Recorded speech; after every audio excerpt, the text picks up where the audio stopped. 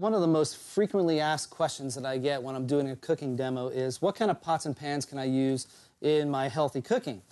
People kind of have a tendency to default to a non-stick type of pan, and for low heat applications these are fine, things like making an omelet or eggs or something like that.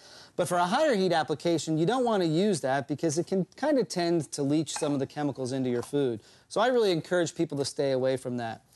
And pots and pans are the kind of thing that you probably do want to spend a little bit of money on and get a really good, high-quality one. And the thing that you're really looking for more than anything else is the thickness of the bottom.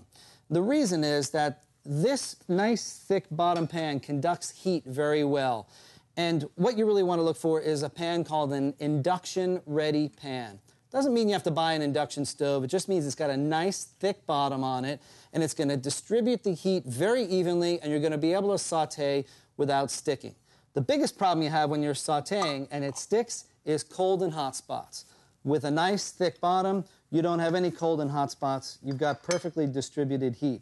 And I'm going to show you, and I'll tell you, I used to not do these in my cooking demos, but I do now because it's impressive, and I've learned how to pull it off.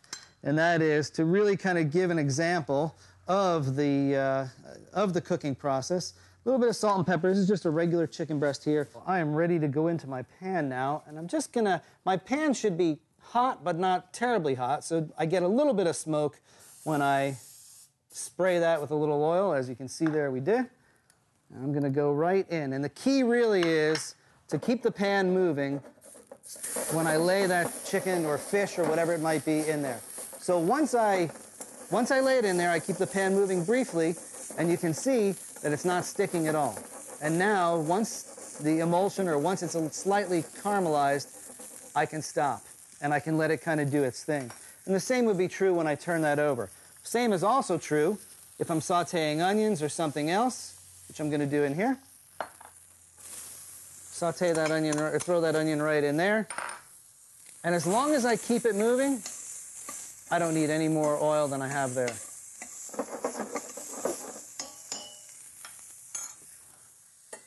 Now watch, we'll do the same thing, a little extra oil, turn it right over, keep it moving. You see we get a beautiful color on there, and we still have no sticking at all. And we've added virtually no fat. We're not using the coated pan in any way.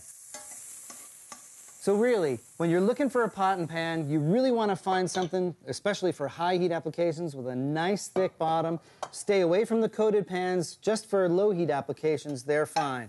But as you saw, we had no problems with sticking. That beautiful color from a saute with just a little tiny bit of oil with a nice high quality pan. Same with our onions over here. Very easy to do, very simple, but you do need a good pan.